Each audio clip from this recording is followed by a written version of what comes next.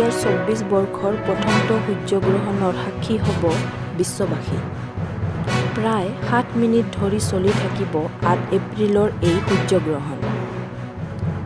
এনেধৰণৰ দীঘলীয়া সম্পূৰ্ণ গ্ৰহণ শেষবাৰৰ বাবে সংঘটিত হৈছিল 1973 চনত।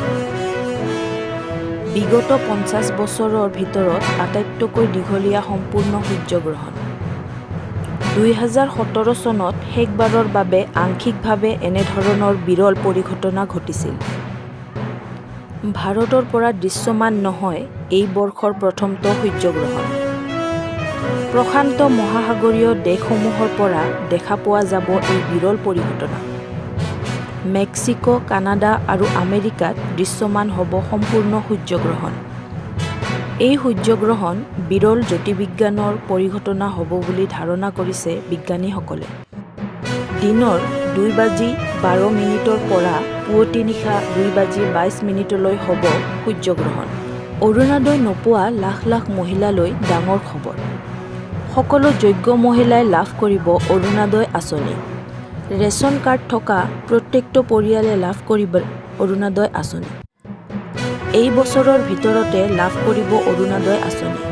মোদী কি গেৰেণ্টি, মামা কি ৱাৰেণ্টি। নাজিৰৰ মেজেঙাত নিৰ্বাচনী প্ৰচাৰ চলাই ক'লে মুখ্যমন্ত্ৰী ডক্টৰ হিমন্ত বিশ্ব শৰ্মাই। উচ্চতৰ মাধ্যমিকৰ পৰীক্ষাৰ্থীলৈ ডাঙৰ খবৰ। উচ্চ শিক্ষা বিভাগৰ তৰফৰ পৰা কৰা হৈছে ডাঙৰ ঘোষণা। পৰীক্ষাৰ্থীসকললৈ চৰকাৰৰ হায়াৰ এডুকেশ্যন ডেভেলপমেণ্টৰ পৰা আহিব এই মেছেজ। মেছেজত দিয়া থাকিব এই বিশেষ ৱেবছাইটৰ জৰিয়তে উচ্চ শিক্ষা গ্ৰহণৰ বাবে নিজৰ নাম পঞ্জীয়ন কৰিব লাগিব শিক্ষাৰ্থীসকলে। HSৰ ফলাফল দিয়াৰ পূৰ্বেই ছাত্ৰ-ছাত্ৰীসকলে নাম পঞ্জীয়ন কৰিব লাগিব। পঞ্জীয়নৰ সময়ত প্ৰয়োজনীয় তথ্যসমূহ আপলোড কৰিব লাগিব। যেনে আধাৰ কাৰ্ড, জাতিৰ প্ৰমাণপত্ৰ, bank passbook, income certificate. Smart পৰ্টেলে শিক্ষাৰ্থীসকলৰ HS ফাইনেল ইয়াৰৰ প্ৰমাণপত্ৰ ডিজিলকাৰৰ পৰা সংগ্ৰহ কৰি ল'ব।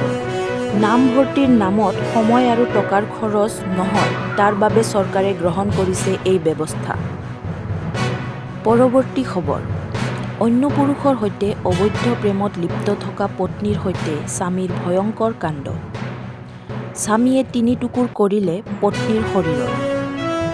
মহানগৰীৰ ঢাপলিয়াত নৃশংস হত্যাকাণ্ড। কুকুৰীৰে পত্নী দীপালী পদ্দাৰৰ প্ৰাণ ল'লে লক্ষণ বিশ্বাসে। অন্য পুৰুষৰ সৈতে পত্নীৰ অবৈধ প্ৰেমৰ অভিযুক্ত স্বামীৰ। বাৰংবাৰ মানা কৰা স্বত্বেও পত্নীয়ে শুনা নাছিল স্বামীৰ কথা। পত্নীৰ কটা মূৰ্ত থানালৈ আনিব খোজোতে দেখা পালে পত্নীৰ পৰিয়ালে।